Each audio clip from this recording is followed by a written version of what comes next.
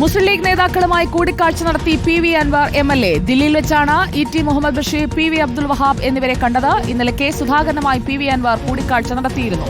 വിവരങ്ങളുമായി ആദിൽ പാലോട് ദില്ലിയിൽ നിന്ന് നമുക്കൊപ്പം. ആദിൽ പാലോട്, പി.വി. അൻവർ ലീഗിനോട് അടുക്കുകയാണോ? കഴിഞ്ഞ തെരഞ്ഞെടുപ്പിൽ യു.ഡി.എഫിന് പിന്തുണ പ്രഖ്യാപിച്ചുകൊണ്ട് പാലക്കാട്ടെ സ്ഥാനാർത്ഥിയെ പിൻവലിക്കുകയും വയനാട്ടിൽ നല്ല ഭൂരിപക്ഷം പ്രിയങ്ക ഗാന്ധിക്ക് നേടിക്കൊടുക്കുന്നതിൽ അൻവറിന്റെ പിന്തുണ നിർണായകമായി എന്ന കണക്കുകൾ മുന്നിലുള്ളപ്പോൾ ഈ കൂടിക്കാഴ്ചയുടെ പ്രാധാന്യം എത്രത്തോളം?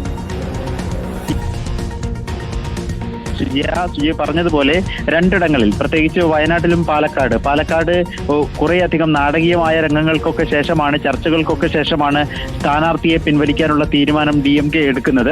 ഇനി പി.വി. അൻവറിന്റെ UDF-ലേക്കുള്ള വരവോ അല്ലെങ്കിൽ UDF എങ്ങനെയായിരിക്കും സഹകരണം, എവിടെയായിരിക്കും UDF-ൽ പി.വി. അൻവറിന്റെ സ്ഥാനം എന്നതടക്കമുള്ള ചർച്ചകൾ ഇപ്പോൾ പുരോഗമിക്കുകയാണ്.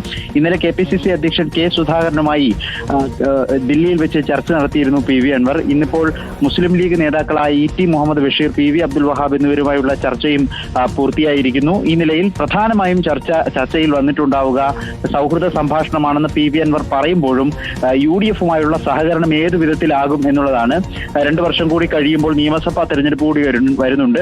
ചില സീറ്റുകൾ സംബന്ധിച്ചുള്ള ധാരണ ഇതിനോടകം തന്നെ പി.വി. അൻവറിന്റെ മനസ്സിലുണ്ട് എന്ന് നമ്മളോട് വ്യക്തമാക്കിയിട്ടുമുണ്ട്. അങ്ങനെയെങ്കിൽ ഏതൊക്കെ സീറ്റുകളാകും, പ്രത്യേകിച്ച് മലബാർ മേഖലയിൽ മുസ്ലിം ലീഗിന്റെ കൈവശമുള്ള സീറ്റുകളാകും പി.വി. അൻവറും ആവശ്യപ്പെടുക? അതിലൊക്കെ അനുനയത്തിന്റെയും സമവായത്തിന്റെയും സാധ്യതകൾ തുറന്നിടേണ്ടതുണ്ട്.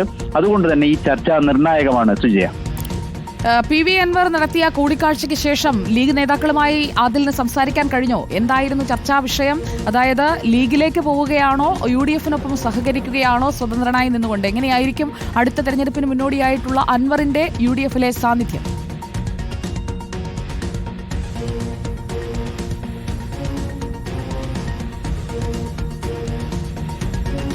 അതിലേക്ക് വരാം. നമുക്കിപ്പം ശ്രീ പി.